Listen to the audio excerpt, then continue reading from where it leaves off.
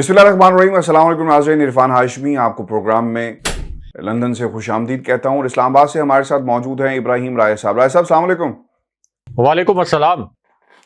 राय साहब, आज की अहम खबरें, army chief general Qamar Javed Bajwa की एक वीडियो जिसको इमरान खान से जोड़ा जा रहा है। ये वीडियो क्या है, इस पर तफसील से हम बात करेंगे। और फिर इमरान खान साहब ने एक बड़ा ऑपरेशन किया है। अगर इसे ये कहा जाए कि ये एक जवाबी कार्रवाई है तो ये गलत नहीं होगा। ये जवाबी कार्रवाई और बड़ा ऑपरेशन किसके खिलाफ किया गया, इसकी तफसीली प्रोग्राम में शामिल करेंगे। और फिर राय साहब, एक शहबाज शरीफ की ऑडियो भी मंजरेआम पर आई है, इसके टाइमिंग और फिर शहबाज शरीफ साहब क्या कह रहे हैं और इसकी हकीकत क्या है, ये भी आज हम प्रोग्राम में शामिल करेंगे। लेकिन राय साहब, सबसे अहम आज जो डेवलपमेंट्स हमने देखी उसमें army chief general Qamar Javed Bajwa की एक वीडियो और उनका एक बयान सामने आया। वो क्या कहते हैं कि दहशतगर्दी से निजात दिलाने के लिए फौज ने बड़ी कुर्बानियां दी हैं। और ये जो बयान उनका आया है वो जो पासिंग आउट परेड थी पीएमए काकुल में, वहां पर इन्होंने ये खिताब करते हुए कहा, और वो ये कहते हैं कि इस इदारे से पास आउट होना बड़े फ़ख्र की बात है और फ़ौज ने पाकिस्तान को दहशतगर्दी से निजात दिलाने के लिए बहुत कुर्बानियां दी। आवाम की मुकम्मल सपोर्ट और एतमाद से दहशतगर्दी के खिलाफ जंग में कामयाबी हासिल की। यकीनी बनाया है कि पाकिस्तान से मुनज़्ज़म दहशतगर्दी का फैसला कुन एक हालात जो हैं वो पैदा हों और इसे मुकम्मल तौर पर जड़ से उखाड़ा जा सके। ये कामयाबी बेशक ऐसी है जैसे कई ममालिक या फ़ौज दावा नहीं कर सकती। और फिर उन्होंने ये भी कहा कि पाकिस्तान एक पुरअमन मुल्क है और हमसायों से अच्छे हम ताल्लुकात चाहते हैं। हमसायों के साथ तमाम मसाइल पुरअमन तरीके से हल करना चाहते हैं, लेकिन हमारी अमन की ख्वाहिश को कमज़ोरी मत समझा जाए। ओबियसली ये वो पाकिस्तान और भारत के दरमियान के जो ताल्लुकात हैं उसके तनाजुर में ये बात कर रहे थे। और फिर उन्होंने ये भी कहा कि अमन की ख्वाहिश में पाकिस्तान ने नेक नीयती से पड़ोसियों और इलाकाई मुल्कों से अच्छे ताल्लुकात के लिए भरपूर कोशिशें की हैं। जनूबी एशिया के लोगों को भी खुशहाली और बेहतर मेयार ज़िंदगी का हक हासिल है। जनूबी एशिया में खुशहाली, तसलसल और मुआशी तरक्की और देरपा अमन से ही मुमकिन हो पाएगा। फिर उन्होंने एक और भी राय साहब बड़ी इंपॉर्टेंट बात कही है। वो ये कहते हैं कि भरपूर कोशिश करनी चाहिए कि शोलों को अपने खित्ते से दूर रखें। हमें तरीक़ाकार बनाकर बाहमी मामलात को पुरअमन तरीके से हल करना होगा। हमें एक दूसरे से लड़ने की बजाय मुल्क को भूख, गुर्बत और जहालत से दूर करना होगा, इसका मुकाबला करना होगा। फिर राय साहब उन्होंने ये भी कहा, और ये भी एक इम्पॉर्टेंट नुक्ता है उनके खिताब का, जिसमें वो ये कहते हैं कि दुनिया बदल गई है, हमें भी तब्दील हो जाना चाहिए, वरना स्टेटस को की कीमत सबको अदा करनी पड़ेगी। और स्टेटस को उन्होंने आज अपनी इस तकरीर में शामिल भी किया, यानी एक हकीकत है। फिर वो ये भी कहते हैं कि किसी भी फेक न्यूज़ और प्रोपेगेंडे पर तवज्जो ना दें। मुल्क की हिफाजत मजबूत हाथों में है। हमेशा अलर्ट रहे और मुल्क के खिलाफ साजिशों को शिकस्त और जवाब देने के लिए तैयार रहे। किसी मुल्क, ग्रुप या तंजीम को पाकिस्तान को सियासी या मुआशी गैर मुस्तहकम करने नहीं दिया जाएगा। अच्छा राय साहब, ये खबर और ये बयान इस तरह एक वेबसाइट के ऊपर और एक टेलीविजन चैनल ने उसको इस तरह चलाया, और फिर दूसरे टीवी ने जो लफ्ज़ इस्तेमाल किया है, मैं चाहूँगा कि आप भी इसकी एक्सप्लेनेशन दें, बयान करें कि वो किसको कह रहे थे। क्योंकि लिखा गया कि किसी पाक फौज किसी मुल्क, ग्रुप या जत्थे को मुल्क गैर मुस्तहकम करने नहीं देगा। क्योंकि अल्फाज जत्थे के ऐसे नहीं है जो आप किसी एक तकरीब में अदा कर सकें। तो राय साहब, ये किसको कहा जा रहा है? ये इमरान खान की जमात को कहा जा रहा है, क्योंकि जिस तनाजुर में और जो फ्रेम ऑफ रेफरेंस नज़र आ रहा है, इस्लामाबाद को बंद कर दिया गया, जो हालात वहाँ पर इस वक्त बने हुए हैं, तो एक ही जमात इस वक्त मैदान में हमें नज़र आ रही है, बाकी जमातें तो साजबाज करके कुर्सी के मज़े लूट रही हैं। तो क्या ये बयान जत्थों का बयान लफ्ज़ इस्तेमाल किया गया? क्या सियासी जमात जिसका जिक्र किया जा रहा है उनका इशारा इमरान खान साहब की तरफ था? तो फिर अगर उनकी तरफ था तो हम क्या समझें कि सियासत में फ़ौज का किरदार, और फिर जो मुलाकात हुई है माजी में, माजी नहीं कहना चाहिए बल्कि माजी करीब के अंदर इसे कहना चाहिए, सदर आरिफ अलवी ने करवाई इमरान खान की आर्मी चीफ से, तो वो मुलाकात कहाँ गई? कैसे देखते हैं ये लफ्ज़ जत्थों का और जो मंसूब किया जा रहा है इमरान खान साहब से? देखें आशफी साहब, यहाँ पे एक बड़ा अहम सवाल है, army chief general Qamar Javed Bajwa نے دہشت گردی کے خاتمے کے حوالے سے جو بات کی یہ تو 100% درست ہے کہ افغانستان کے اندر 21 ممالک کی افواج وہ نہیں کر سکیں جو پاک افواج نے کیا. بڑی شہادتیں بھی دیں لیکن ہم نے دہشت گردی کا خاتمہ کیا. یہ بات تو 100% درست ہے اور شعلوں کو اس خطے سے دور رکھنا چاہیے. یہ عمران خان صاحب کی بھی پالیسی رہی جو وہ افغانستان کے اندر ڈرون حملوں کی مخالفت کرتے رہے. واحد لیڈر تھے پاکستان کے کیونکہ ان کو پتا تھا کہ افغانستان کے اندر اگر ڈرون حملے ہوتے رہے اسی طرح پاکستان کے اندر بھی ڈرون حملے ہوتے رہے، جس کے متعلق ایک بڑی دلچسپ ویڈیو بھی اس وقت وائرل ہے اور ہمارے جو ویورز ہیں انہوں نے بھی دیکھا ہوگا کہ ہنا ربانی کھر ایک انٹرویو میں بیٹھی ہوئی ہیں، الجزیرہ ٹی وی کو وہ انٹرویو دے رہی ہیں اور اس میں میزبان ہنا ربانی کھر سے یہ پوچھ رہا ہے کہ امریکہ کے جو ڈاکومنٹس ڈی کلاسیفائی ہوئے ہیں، کچھ سیکرٹ ڈاکومنٹس سامنے آئے ہیں، ان کے مطابق آصف علی زرداری جب صدر تھے تو امریکہ نے کہا کہ جو پاکستان کے اندر ڈرون حملے ہو رہے ہیں اس میں کچھ عام شہریوں کی بھی ہلاکت ہوئی ہے، اس پر ہمیں تشویش ہے. تو اس کے جواب میں آصف علی زرداری نے کہا کہ آپ کو تو تشویش ہو سکتی ہے، ہمیں کوئی تشویش نہیں، یعنی ہماری حکومت کو پاکستانیوں کے مرنے پر کوئی تشویش نہیں، اس لیے آپ یہ حملے جاری رکھیں، ہمیں کوئی اس سے ایشو نہیں ہے. تو ہنا ربانی کھر نے کہا کہ نہیں، میں اس کمرے میں اس وقت ایکچولی موجود نہیں ہوں گی جہاں پر یہ بات جی. اور پھر یوسف رضا گیلانی کے متعلق اسی شو کے اندر یہ بتایا گیا کہ یوسف رضا گیلانی نے یہ کہا امریکہ سے کہ ہم پبلک لیول پر کوئی ہلکی پھلکی مذمت کرتے رہیں گے ڈرون حملوں کی، لیکن امریکہ نے ڈرون حملے بند نہیں کرنے، امریکہ ڈرون حملے جاری رکھے اور ہم پبلک لیول پر ہلکی پھلکی مذمت اپنی فیس سیونگ کے لیے کرتے رہیں گے. یہ امریکی ڈاکومنٹس، آفیشیل ڈاکومنٹس میں یہ بات سامنے آئی کہ یہ کس قسم کے حکمران ہیں. تو ہنا ربانی کھر کے پاس اس کا جواب بھی نہیں تھا اور انہوں نے کہا کہ میں اس کمرے میں بھی موجود نہیں تھی، اور پھر ایک ٹرینڈ بھی چلا ہنا ربانی کھر کے متعلق کہ میں اس کمرے میں موجود نہیں تھی. تو خان صاحب نے تو ابھی بھی جو ان کے دور میں افغانستان پیس پروسیس جو آگے بڑھا وہ اسی وجہ سے بڑھا کہ شعلوں کو پاکستان سے دور رکھا جائے. لیکن ہاشمی صاحب اس میں دو بڑی اہم باتیں ہیں. ایک تو army chief general Qamar Javed Bajwa نے معیشت کے حوالے سے جو بات کی کہ پاکستان کی مضبوط معیشت کے لیے سب کو کام کرنا پڑے گا، تو اس میں سوال ایک یہ پیدا ہوتا ہے کہ 75 سال سے پاکستان کا حکمران کون رہا؟ آدھے ادوار یعنی 75 سال میں آدھا دور ایسا رہا جس میں ملٹری ڈکٹیٹر پاکستان کے رولر رہے، انہوں نے پاکستان پر غیر آئینی طور پر، غیر قانونی طور پر حکمرانی کی. اور آدھا دور ایسا رہا جہاں پہ شریف خاندان اور زرداری خاندان پاکستان کا حکمران رہا. تو 75 سال میں اگر معیشت آگے نہیں بڑھ سکی، ایک انچ بھی آگے نہیں بڑھ سکی، تو ان 75 سالوں میں جو رولرز رہے ہیں یعنی ملٹری رولرز اور اس کے ساتھ ساتھ زرداری اور شریف خاندان، انہی میں سے کوئی ذمہ دار ہوگا. مجھے یاد ہے کہ جنرل راحیل شریف کی یہ جو کاکول اکیڈمی میں جو پاسنگ آؤٹ پریڈ تھی، مجھے یاد ہے کہ جنرل راحیل شریف کی بھی تقریر اسی قسم کی تھی، انہوں نے بھی معیشت کی بات کی. اس سے پہلے جنرل اشفاق کیانی کی جو تقریر تھی آرمی چیف کے طور پر، اس میں بھی وہ معیشت کی باتیں کرتے رہے، مہنگائی کی، غربت کی، پسماندگی کی، اس قسم کی باتیں وہ کرتے رہے. لیکن یہ باتیں ہم تمام وزرائے اعظم، تمام آرمی چیفز کے منہ سے سنتے تو رہتے ہیں. ہمارے جو اگلے آرمی چیف آئیں گے جب وہ کسی پاسنگ آؤٹ پریڈ سے خطاب کریں گے یا جب وہ جانے والے ہوں گے وہ بھی اسی قسم کی تقریر کر کے چلے جائیں گے. لیکن اس کا ذمہ دار کون ہے؟ یا تو پھر یہ ملٹری رولرز وہ ذمہ دار ہیں یا پھر زرداری خاندان اور شریف خاندان اس کا ذمہ دار ہے.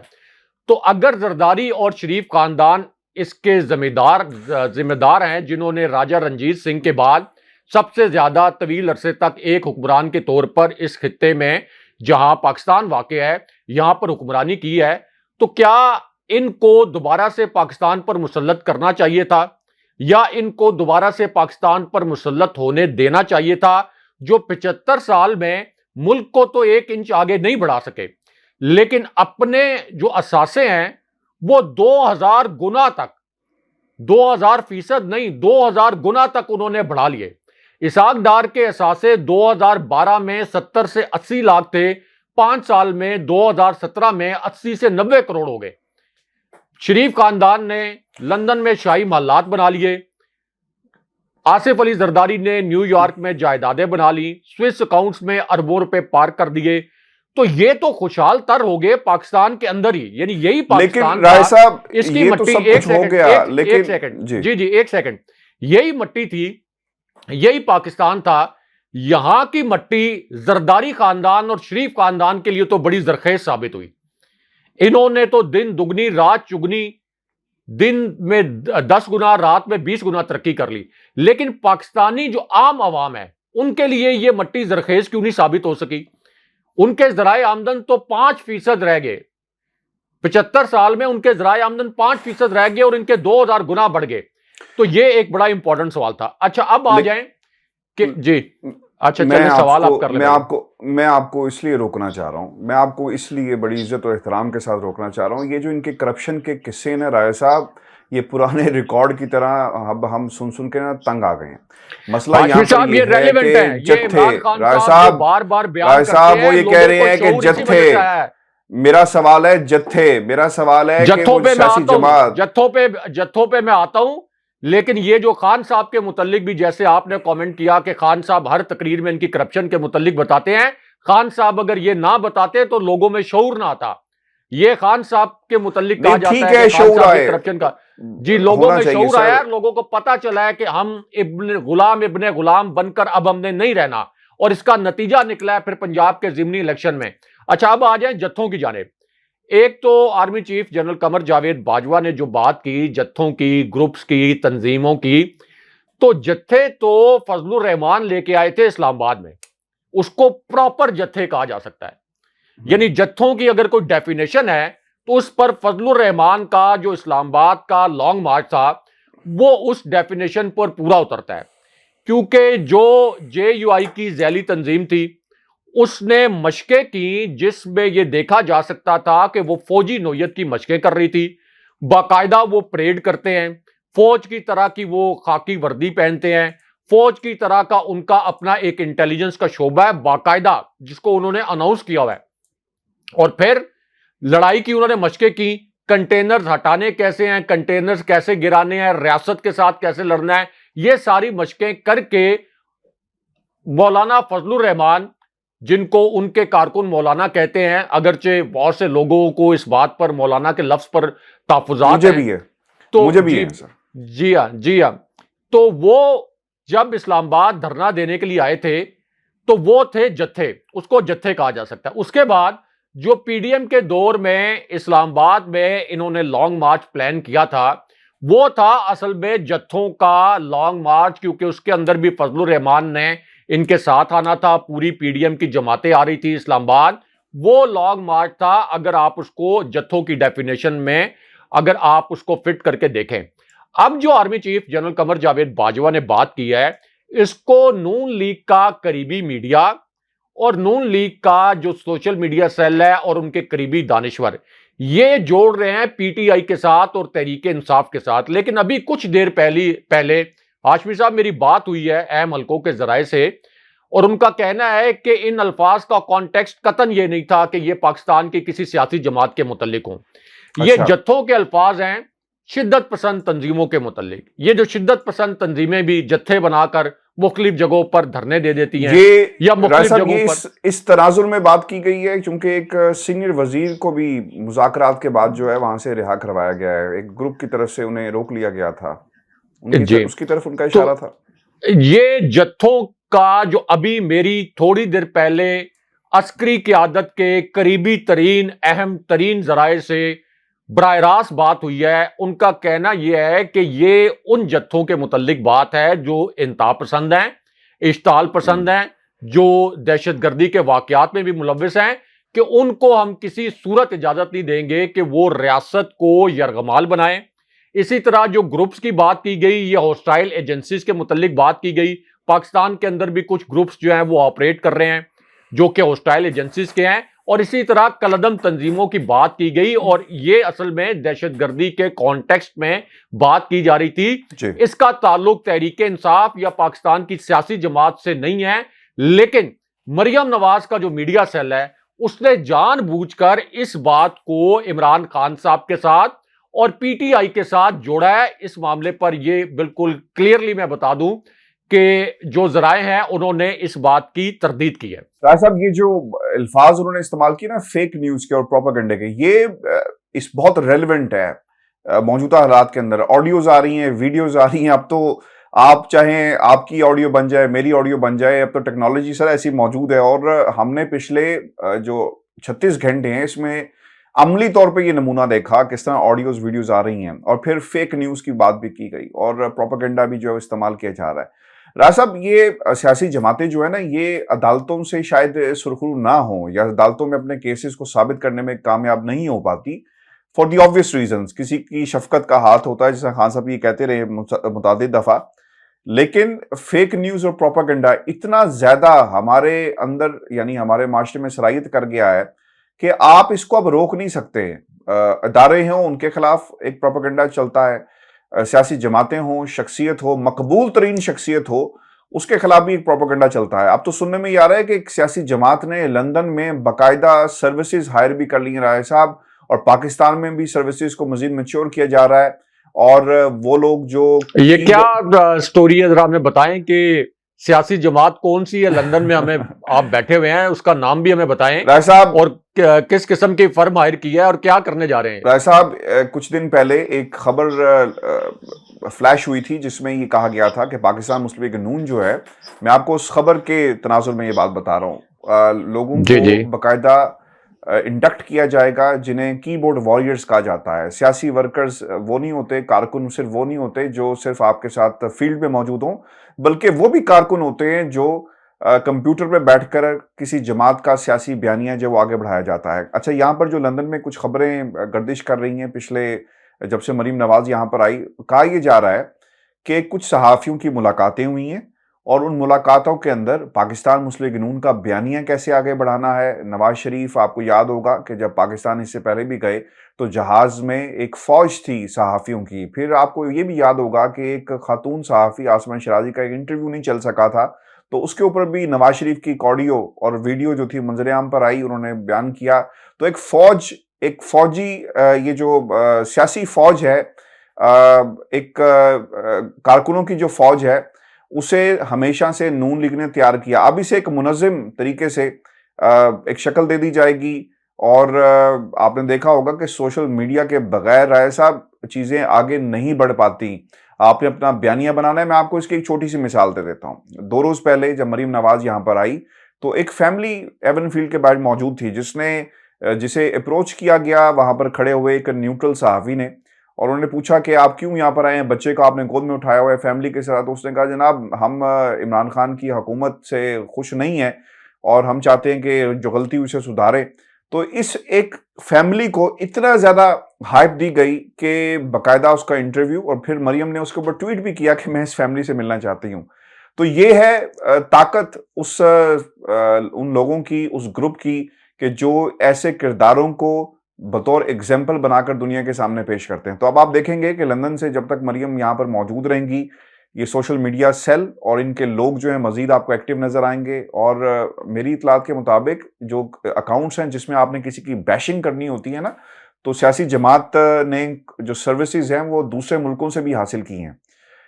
وہ لوگ جن کو برطانیہ میں قانون کے کٹہرے میں نہیں لایا جا سکتا، مثال کے طور پر اگر کوئی شخص ناروے میں فیملی کا آپ نے کھوج نہیں لگایا ہاشمی صاحب؟ اس فیملی، کیونکہ مریم نواز جو ہیں، یہ جو فیک نیوز کی بھی بات کی army chief general Qamar Javed Bajwa نے، تو فیک نیوز کی اور فیک ڈرامہ کرنے کی اس کی تو سب سے بڑی ماہر صرف پاکستان میں نہیں، میں سمجھتا ہوں پورے اس خطے میں اور شاید ہی دنیا میں مریم نواز کے مقابلے کا کوئی کریکٹر ہو۔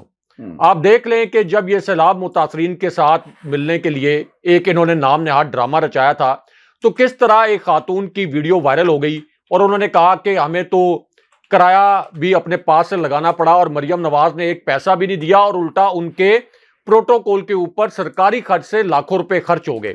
تو مریم نواز تو سپریم کورٹ میں بھی آپ یہ جو فیک نیوز اور پروپیگنڈا کا ذکر کیا گیا جنرل باجوہ کی جانب سے، تو انہوں نے تو سپریم کورٹ میں بھی جعلی ٹرسٹ ڈیڈ جمع کرائی، وہاں پر بھی ایک فراڈ اور دھوکہ دہی کی. تو یہ بھی فیملی جو ہے یہ ہو سکتا ہے انہوں نے لانچ کروائی ہو سکتا ہے کہ وہ نون لیگ کے کارکن ہو، یا چلیں اگر وہ ایک فیملی پورے لندن میں کوئی عمران خان صاحب کی پرفارمنس پر تحفظات کا اظہار کر بھی رہی تھی، تو ادھر آپ دیکھ لیں کہ خان صاحب کے جلسے کتنے بڑے ہیں، پنجاب میں خان صاحب نے کس طرح سے کلین سویپ کیا ہے، اور پھر اوورسیز پاکستانیوں کا جو رد عمل ہوتا ہے جب نون لیگ کا کوئی ڈیلیگیشن جاتا ہے بیرون ملک کسی بھی جگہ پر، کسی بھی مقام پر، صرف یہ لندن اور یورپ کی بات نہیں ہے، امریکہ میں، سعودی عربیہ میں، کسی بھی جگہ پر، تو عام پبلک کا کیا رد عمل ہوتا ہے ان کے متعلق، اس سے پتا چلتا ہے کہ شریف خاندان سے لوگ کس قدر بیزار ہیں. اور مریم نواز، میں آپ کو نا ایک بات بتاؤں، یہ جو آپ بات کریں نا کہ اس فیملی کا کھوج کیوں نہیں ہم نے نہیں لگایا، کیا وہ معاملہ ہوا. دیکھیں ایسا پاکستان جو ڈائسپرا ہے نا، پاکستانی ڈائسپرا، یہ دنیا میں چھٹا سکس لارجسٹ ڈائسپرا ہے پوری دنیا میں. اور اگر آپ صرف رپورٹ دیکھیں نا، یعنی ان کی جو ٹوٹل تعداد بنتی ہے 8.8 کھوج لگانے سے میری مراد یہ ہے کہ کیا یہ تو اس قسم کے چیزیں لانچ بھی کرتے ہیں نا، پھر مریم نواز نے پہلے سے پلان کیا ہوتا ہے کہ میں ایک تصویر لگا دوں گی، ایک ٹویٹ کر دوں گی. جی بالکل آپ ٹھیک کہہ رہے ہیں. یہ 8.8 ملین پاکستانی پوری دنیا میں رہتے ہیں. میں آپ کو نا صرف ایک جو ریشنل ہے اس کے پیچھے دکھانا چاہتا ہوں کہ یہی فیملی کیوں.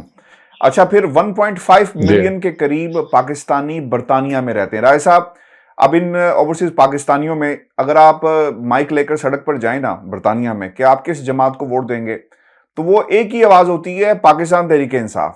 کون سا لیڈر ہے؟ وہ کہیں گے عمران خان. دو تصویریں پکڑیں، اور ایک نواز شریف کی اور ایک عمران خان کی، آپ کسی جاتے ہوئے کسی گورے کو بھی دکھائیں گے نا تو وہ فوری طور پر ریکگنائز کریں گے کہ ہی از عمران خان. یہ وہ پہچان ہے جو عمران خان نے پاکستان کو دیا. اب آ جاتے ہیں اس فیملی کے اوپر.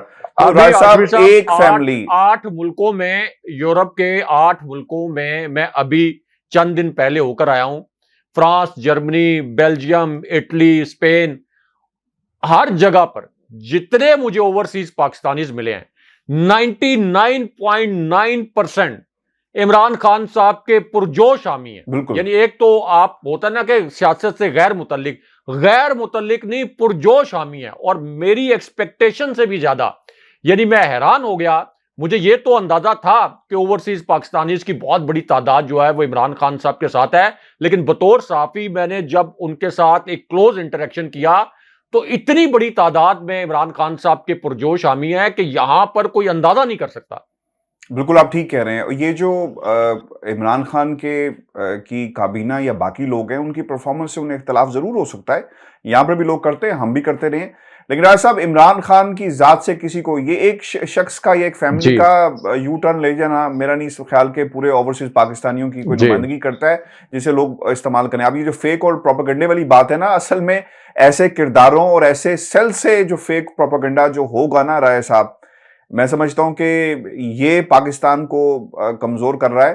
اور اسی طرح میرا خیال ہے کہ یہ دور جس کا آرمی چیف نے بھی اشارہ کروایا نا کہ ہمیں اس سے بچنا ہے، تو میرا خیال ہے کہ ایسی فیملیز اور اس طرح کا جو پروپیگنڈا ہے اس کی طرف اشارہ جو ہے وہ کروایا گیا تھا. رائے صاحب، دوسری جو سب سے ہو سکتا ہے شریف خاندان کی جانب ان کا اشارہ ہو کہ شریف خاندان جو فوجی قیادت کے متعلق پروپیگنڈا کرتا رہا، جنرل قمر جاوید باجوہ کے متعلق جو پروپیگنڈا کرتا رہا، ریاست پاکستان کے خلاف جو پروپیگنڈا کرتا رہا، مریم نواز جو جنرل فیض حمید کے خلاف پروپیگنڈا کرتی رہی، ہو سکتا ہے کہ ان کا اشارہ شریف خاندان کی جانب ہو. بالکل ایسا ہی ہے. میں آپ کو ایک اور بھی بتاؤں کہ رانا ثناءاللہ صاحب کے اب ناقابل وارنٹ گرفتاری، ضمانت جو ہے نا وارنٹ گرفتاری جاری کر دیے گئے. رائے صاحب، یہ معاملات اتنے اب سادہ نہیں رہے. اگر کوئی یہ سمجھتا ہے نا کہ حالات صحیح ہو رہے ہیں تو حالات صحیح نہیں ہو رہے. حالات جو ہیں وہ ایک ہمیں انتشار اور ایجیٹیشن کی طرف جاتے ہوئے نظر آ رہے ہیں. رانا صاحب کے یہ special judicial magistrate anti corruption کی طرف سے وارنٹ جو ہیں وہ جاری کیے گئے ہیں، اور یہ پیش نہیں ہو رہے تھے، تو اس لیے یہ وارنٹ جو ہیں وہ جاری کیے گئے. اس سے پہلے عطا تارڑ اور باقی لوگوں کے بھی ہوئے، کیونکہ آپ کو یاد ہوگا کہ 3 لوگوں کو گرفتار کیا گیا پی ٹی آئی کی طرف سے بھی، پی ٹی آئی کے لوگوں کو گرفتار کیا گیا. ایک کو کراچی سے، پھر پنڈی سے بھی ہوا ہے. تو رائے صاحب، کتنی دیر یہ سلسلہ چل پائے گا؟ کیونکہ انتقامی سیاست جو ہے نا وہ اب شروع ہو چکی ہے. ان کی طرف سے تو شروع تھی نہیں ہی. انتقامی تو نہیں ہے ہاشمی صاحب. اینٹی کرپشن نے بلایا تھا, رانا ثناء اللہ پیش نہیں ہوئے. رانا ثناء اللہ 25 مئی کے لانگ مارچ میں تشدد کے مجرم بھی ہیں. اس سے پہلے رانا ثناء اللہ کے اوپر 12 قتل کا الزام تو خود ان کی اپنی پارٹی لگا چکی ہے. اور پھر ثانیہ ماڈل ٹاؤن, یہ تو ہاشمی صاحب اوپن سیکرٹ ہے. اب ریاست اگر اس کیس کو آگے نہیں چلانا چاہتی تو یہ ایک الگ بات ہے, لیکن ثانیہ ماڈل ٹاؤن کے مرکزی مجرم ہے رانا ثناء اللہ. تو ابھی تو اینٹی کرپشن میں وہ پیش نہیں ہو رہے تھے, بار بار سمن ان کو دیے جا رہے تھے. تو یہ کوئی عمران خان صاحب نے ناقابل ضمانت وارنٹ جاری نہیں کیے, عدالت نے جاری کیے ہیں. اینٹی کرپشن میں آپ جا کر پیش ہوں, اپنی بے گناہی کا ثبوت دیں. آپ کو بار بار بلایا جا رہا تھا. ہاں, اگر کوئی انتقامی کارروائی ہو رہی ہے تو وہ ہو رہی ہے اس امپورٹڈ حکومت کی جانب سے, جو 26 کلومیٹر کے دائرے میں جعلی مینڈیٹ کے ساتھ بیٹھی ہوئی ہے. وہ 26 کلومیٹر پر ان کی حکومت بھی جسٹیفائیڈ نہیں ہے.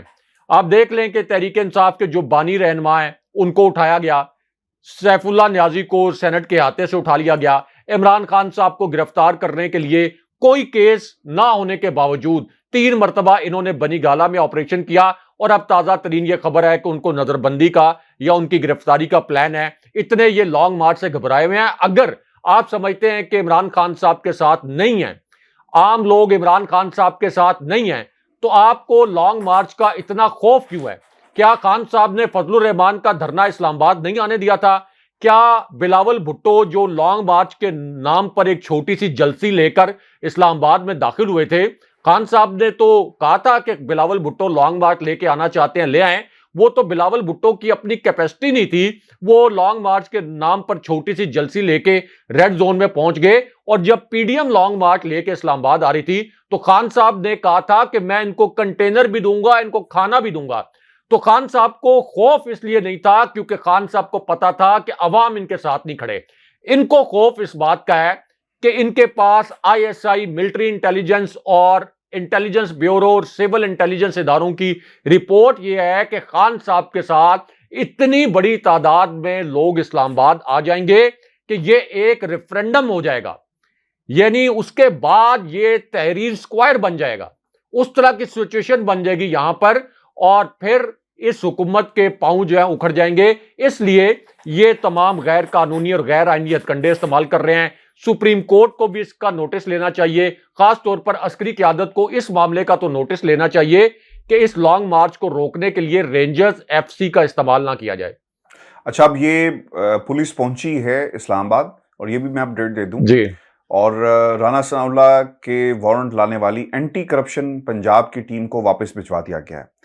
اب یہ موقف کیا اختیار کیا گیا, چونکہ یہ تھانہ کوثر رائے صاحب پہنچی تھی, وہاں پر بتایا گیا اسلام آباد کا تھانہ, جی وفاقی وزیر صاحب جو ہیں وہ اس تھانے کی حدود میں نہیں رہتے. 4 افسران اس میں شامل تھے جنہیں وفاقی پولیس کی طرف سے واپس بھجوایا گیا ہے, اور انہوں نے یہ بھی کہا کہ رانا ثناء اللہ کے وارنٹ گرفتاری پر ایڈریس فیصل آباد کا ہے اور تھانہ کوثر کی حدود میں نہیں رہتے. یعنی یہ ایک عذر پیش کیا گیا.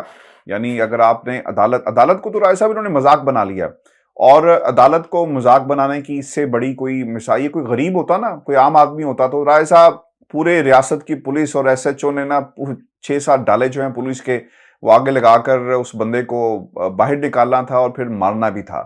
اب یہ ایک سچویشن ڈیولپ ہوئی ہے. اسی دوران خواجہ آصف صاحب کا بھی ایک بیان آ گیا, چونکہ یہ آج کیونکہ جتھوں کی بات جس طرح جوڑا گیا اس کے بعد یہ بیانات آنا شروع ہوئے ہیں.